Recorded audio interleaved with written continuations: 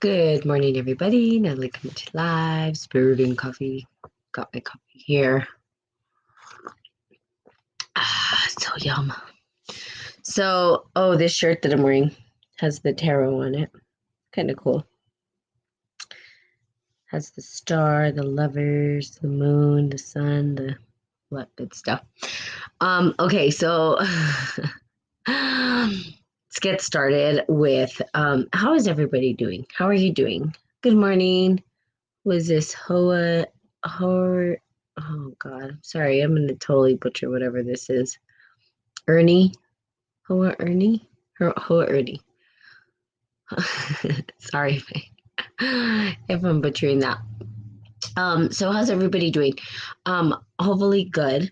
As you know, again, things are going kind of crazy. I've had some really interesting, new, fresh and refreshing energy show up in my life.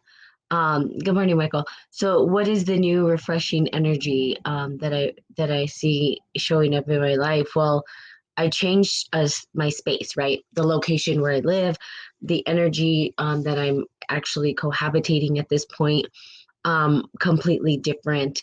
And as I shifted, and this is the important thing, as you shift from one space to another, the energy shifts and changes from one space to another. It becomes different, right?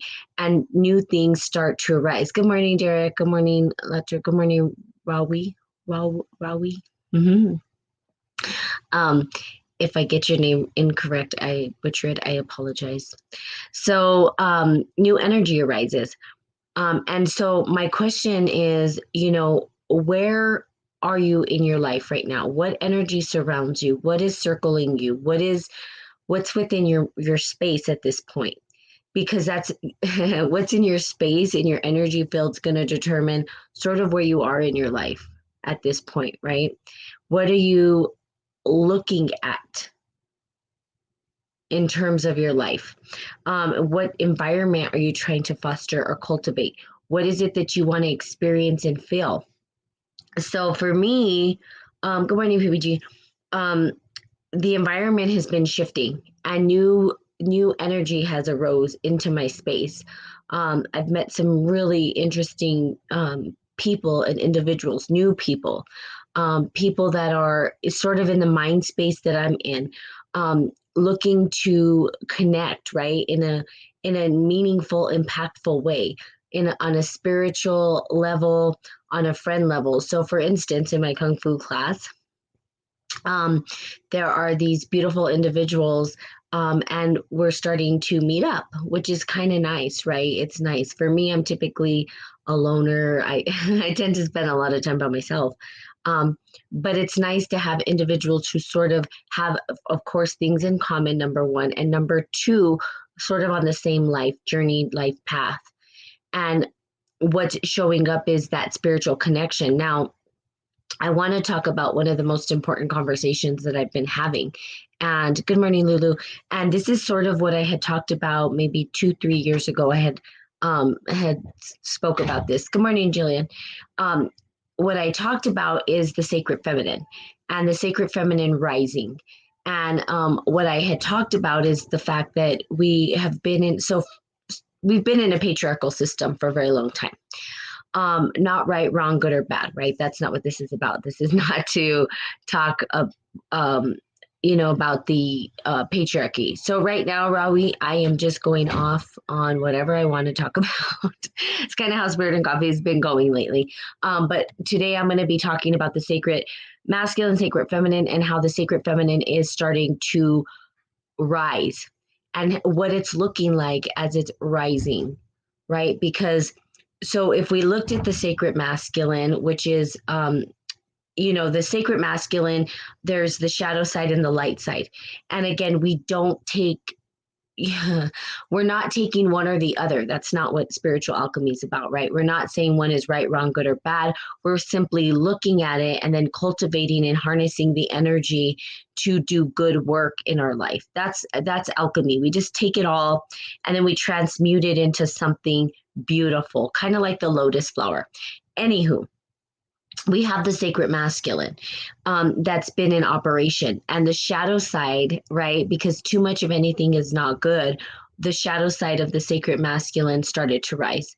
So we had war, we had nuclear bombs, we had science, right? Everything is so scientific. Everything is swayed to the masculine side so far that we've almost nearly forgotten the feminine side, which is the emotional, intuitive, creative, all that piece, right?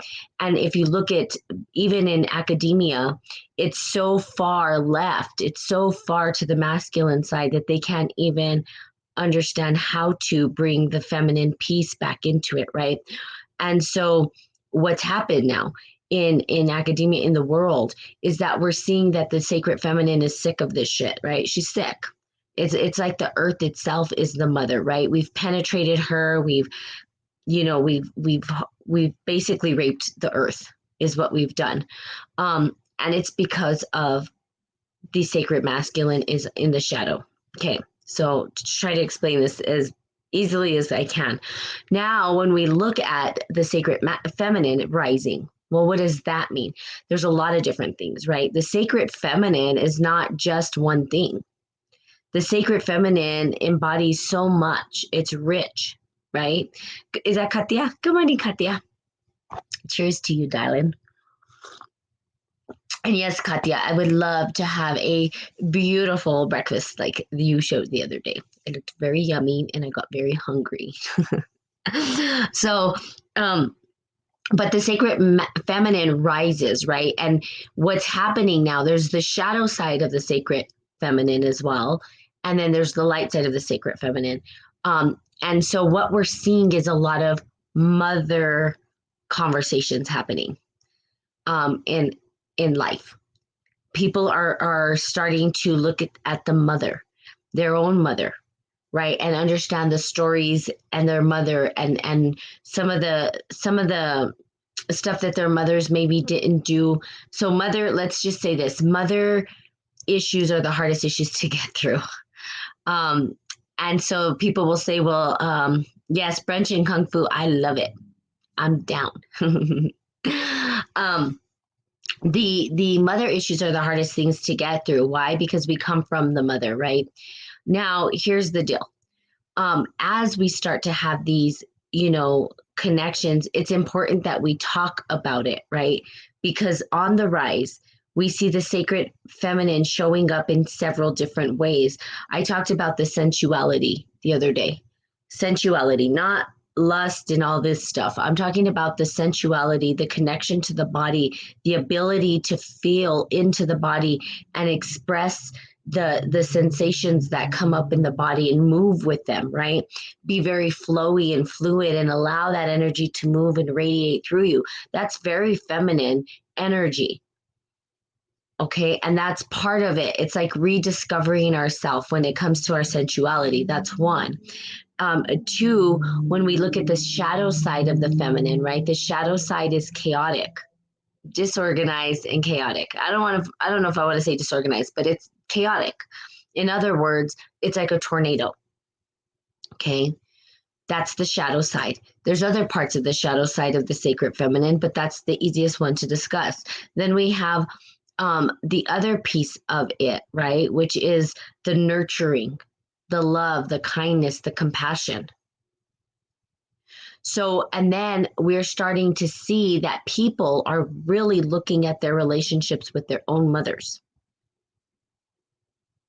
So, and then mother energy. So it's funny because I myself, right, am going through my own journey with my mother.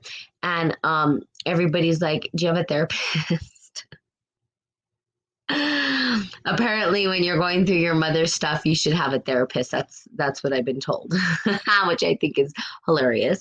And I think it's important. Like I think it's good to have a therapist, right? To really kind of work out what has happened, the entanglement in the mind or in the unconscious mind of the way that we are engaging with our parents or our mothers, and understanding what that means, right? And really allowing ourselves to heal from it. Now, here's the deal. Some people won't or will, depends, actually work through these issues.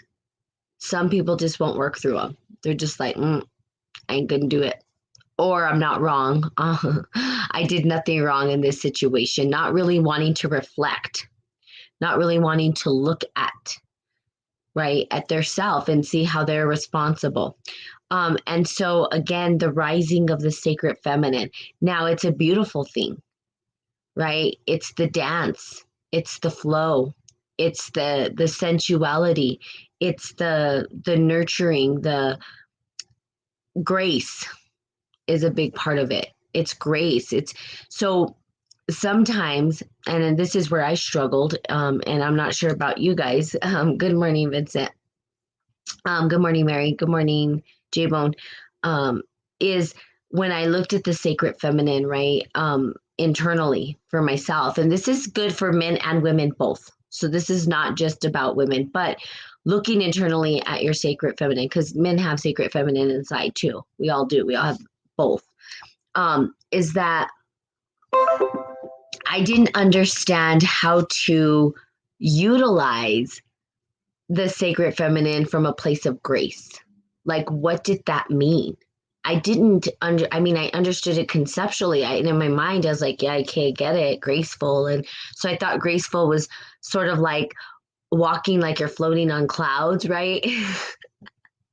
Like you're kind of just like floating, and here I am, and waving to the crowd like a princess. Hello, everybody. Or like a queen, right? That's what I thought grace was. Not really understanding grace, right? And also not understanding how to be firm and powerful without being overly masculine in my conviction and my ability to say, stand my ground. Um, and it, so here's the deal. So here's the big thing, and this is going to be about relationship, right? We're going to kind of go into relationship between man and woman. Um, is that when I embodied that masculine energy, it deflected any kind of relationship with a man. Okay, it just did, and that it will do that, because in order for the divine spark between a man and a woman to happen, there has to be the embodiment of the characteristics of that particular energy. Now, I'm not saying, right, we go to our work and we, let's say women, because we're in a patriarchal model, we step into that masculine role. It's not saying that we can't, but sometimes we forget that we do have the feminine within us. And it's really, as a woman, to embody that energy is probably one of the most powerful things that we can do. It's a beautiful thing. It's probably one of the most beautiful things that we can do.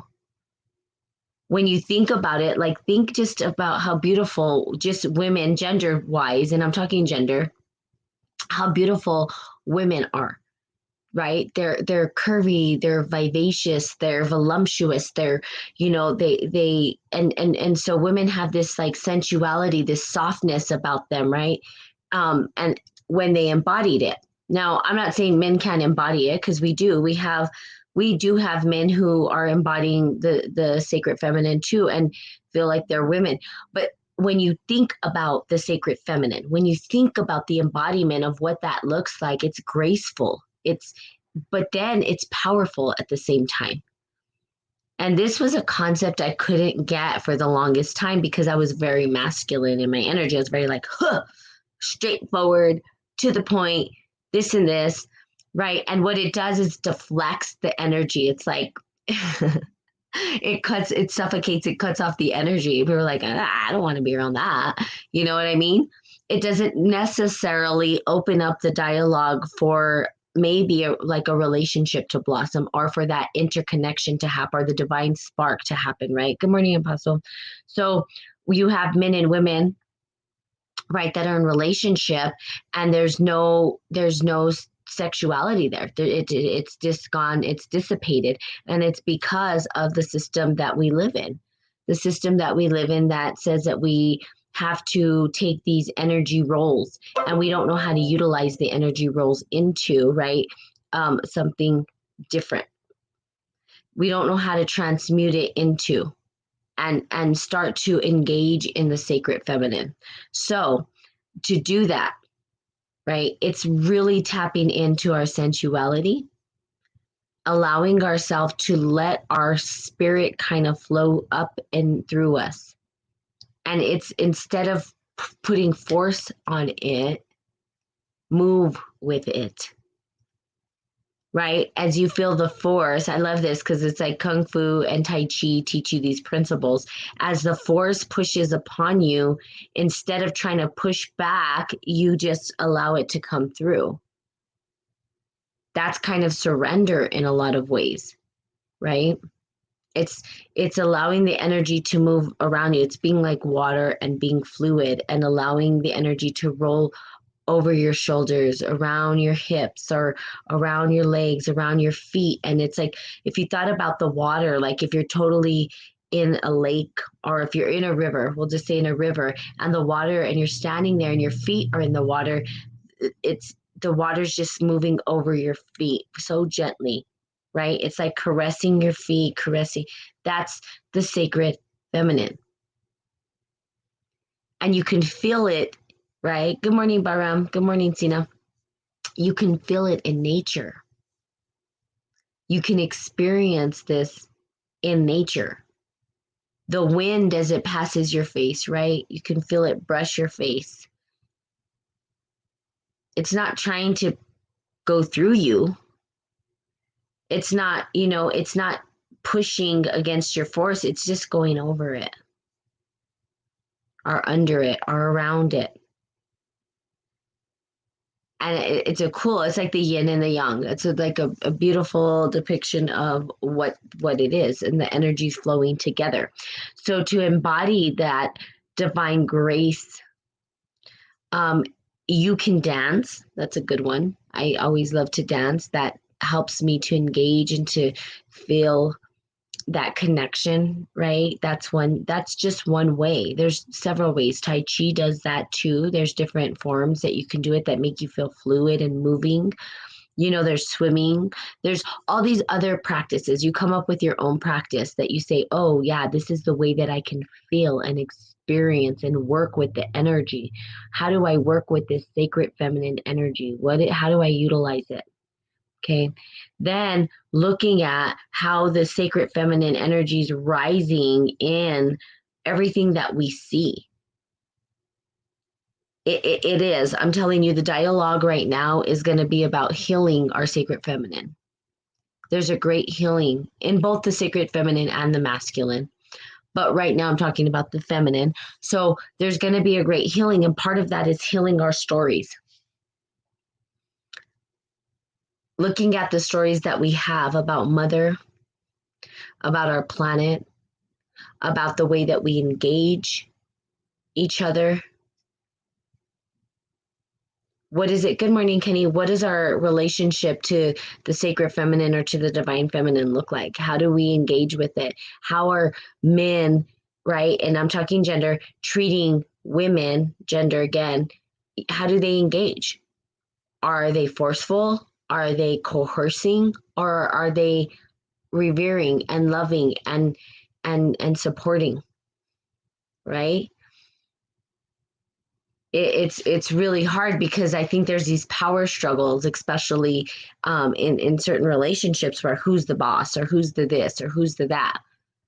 What if we, instead of said who's the boss, what if we said, how do we honor those traits within the people that we're with? How do we honor them? Like, how are you going to honor me as a woman, right? The queen, right? If I'm the queen, what does honoring me look like? Well, I have to know myself in order to communicate that, number one, first of all. But a man that says, hey, let me honor you the way that I see you. And then on the opposite end, she honors him, right? And it's about honor and respect rather than power and control. Like she wears the pants or he wears the pants. Well, what if they don't wear pants? What if they're just wearing shorts? No, I'm just kidding. That was a joke. So hopefully you guys are laughing. I'm laughing at my own self. Um, but it's not this power struggle, right? In other words, it's not a power thing. It's more of a respect.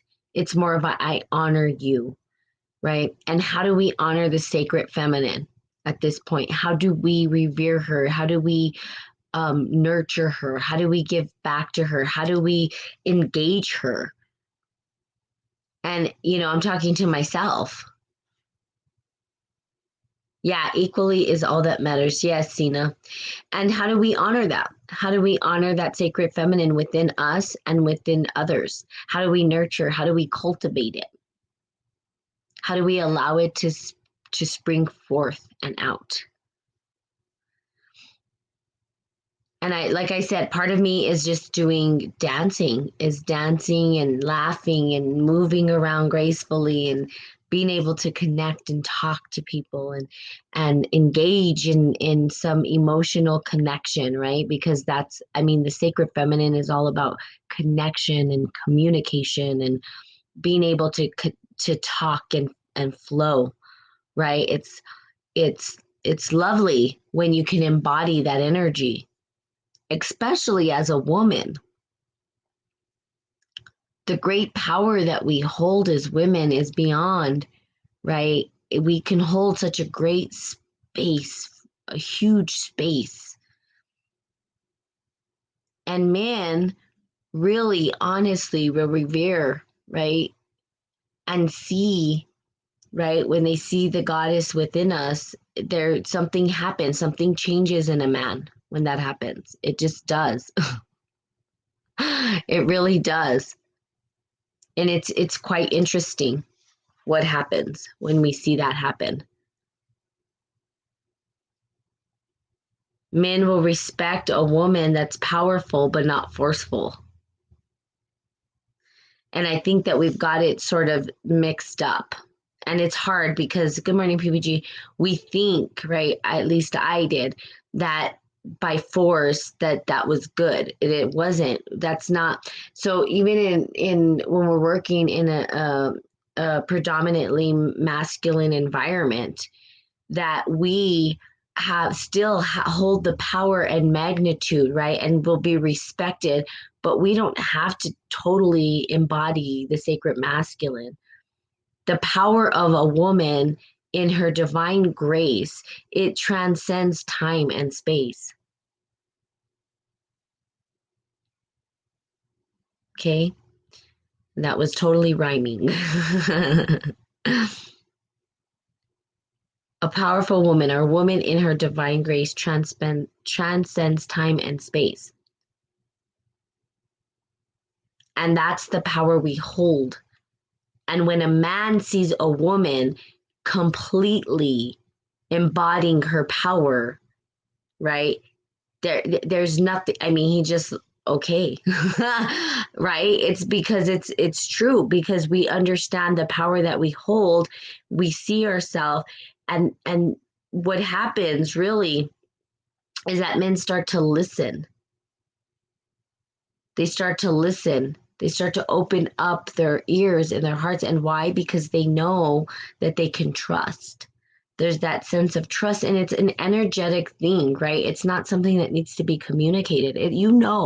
Like I've said before, when that person walks in the room, you feel it. The energy changes, right? This powerful person, both masculine and feminine, but we'll talk about the feminine again.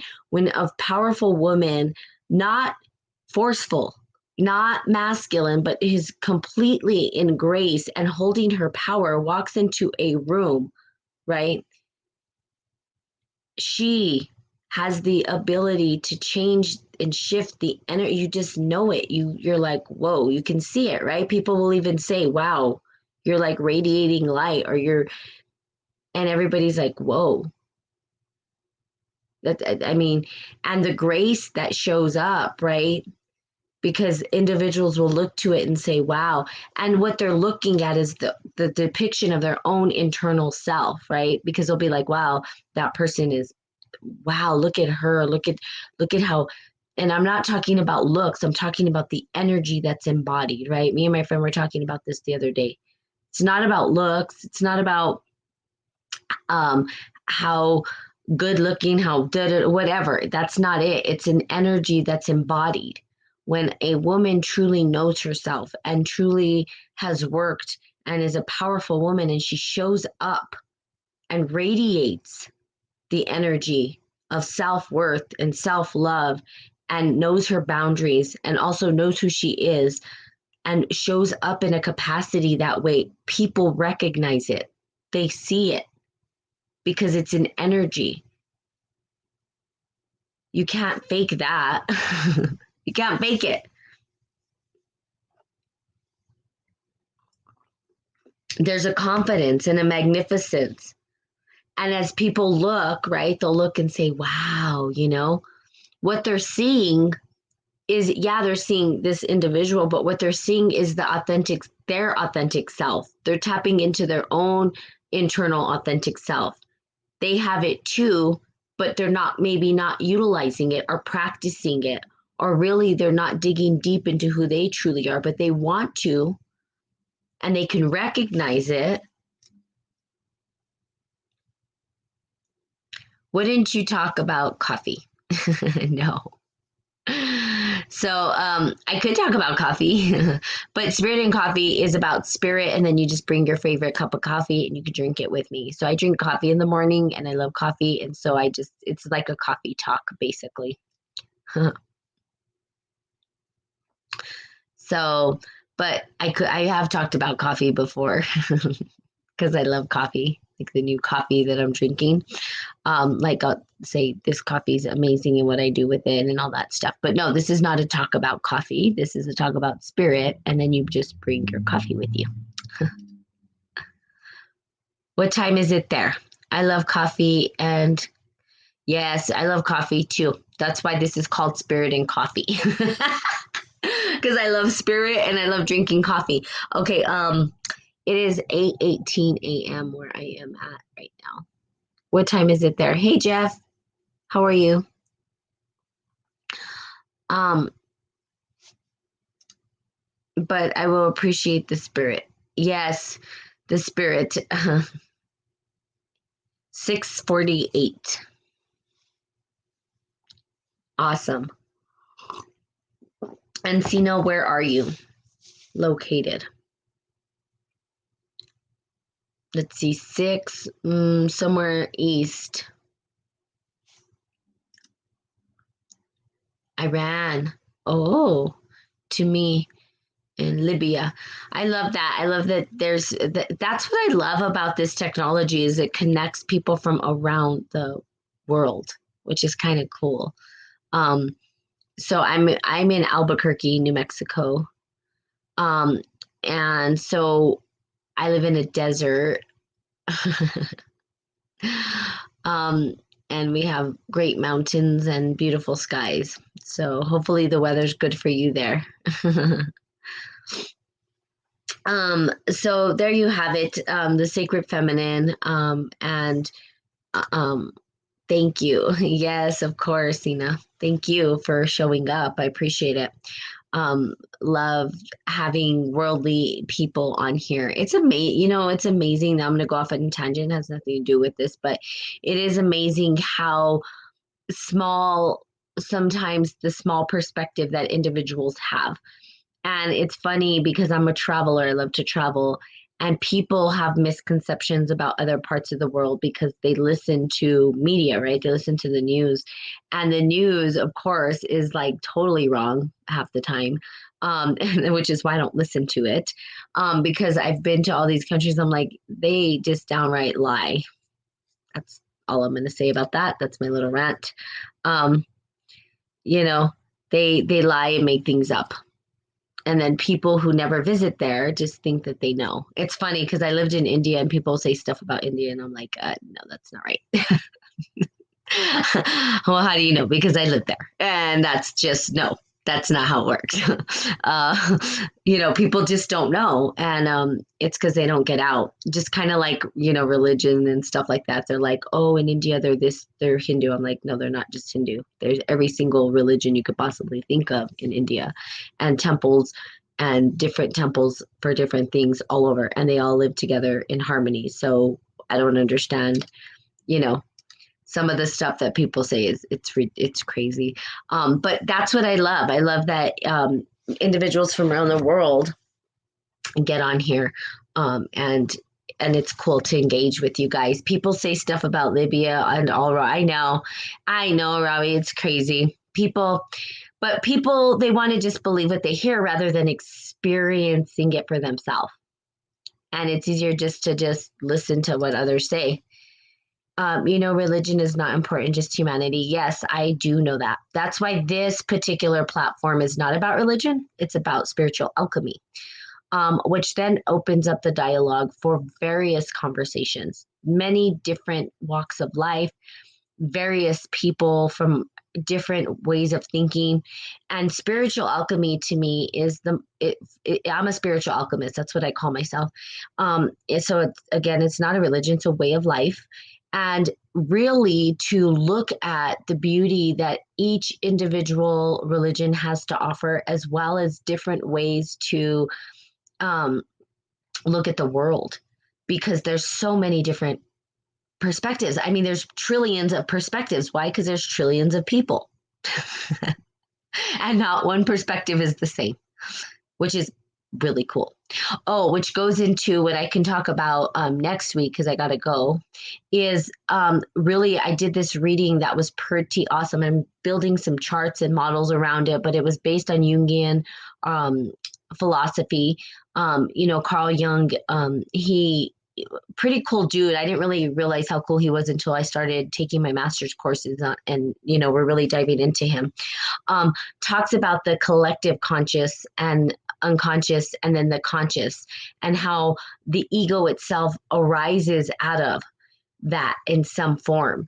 And that the ego is just sort of, in the way that I kind of see it, right, in my own model, my own way in perceiving it, is that it's like this speck in an ocean, but it can move and reflect the different pieces of the ocean as it moves through life. It's kind of cool. But the collective unconscious is something that we could never truly understand. We're so tiny in this big, huge, vast thing, right? We're just a speck. We're like smaller than a grain of sand in all this. However, everything that's in that grain of sand is in the universe, and everything that's in the universe is in us. So as within, so without, which is also awesome, right? Kind of cool. It's like fractals. Fractals, you can actually go into a fractal and see the patterns and go in and in and in and in and in and in. And it's almost like never ending. And each piece of the fractal, you can keep going in and in. It's just cool. But it's all part of the big whole, and maybe a piece of it. So it's kind of cool. But these charts kind of give an idea of what that looks like, the collective unconscious. And so something that I'm working towards. So yes, again, I thank you those from around the continent, the planet, the earth, the world, whatever. The Gaia, that are showing up on here. Blessings to you, blessings to your families, love and light. Thank you for being a part of this. I always like diversity. Yes, I like the rainbow, different flavors, right? That we can engage in. So there you have it. Have a beautiful day. It's Monday. I'm going to go back to my Spirit and Coffee Facebook Live. So if you want to go on there, that's where I'm going to be tomorrow. I wanted to come on my personal page to tell you guys that one more day, just to remind you that I will be jumping and hopping back on to the Spirit and Coffee, and perhaps streaming live if I can get it all set up. If not, it'll just be Facebook Live. So back to streaming again. Yes. So I love you guys. Go and, play with your sacred feminine, go have fun with her. And I'm talking to the men and the women. I'm not talking gender. I'm talking men and women. Go have a conversation with your sacred feminine. Figure out what that means for you. How can you heal those things or parts of you that are not healed in the sacred feminine? Go out and heal yourself in that. All right. So there you go. Love you guys. Invite me later on. Invite you. Oh, you mean to the podcast? Let's see here. So if you want, Rawi, you can go to my website. It's spiritandcoffee.com. So there's spirit and coffee .com. There you go. Yeah, sure. Okay. It's an honor listening to you. Oh, thanks, Sina. It's an honor that you're here. I appreciate you so much. Okay, so there you have it. And yes, please do spiritandcoffee.com is the website. And then just go on there and you can see, and there's different avenues and ways to follow. I try to get it in several different places. I'll be having courses coming up soon as well. And hopefully I can do an online platform connection facilitation for individuals to do training as well. That would be so fun. Okay, so there you have it. Love you guys. Have a beautiful, magnificent, marvelous, magnetic, magical, miraculous Monday. And I will see you guys tomorrow. Bye bye.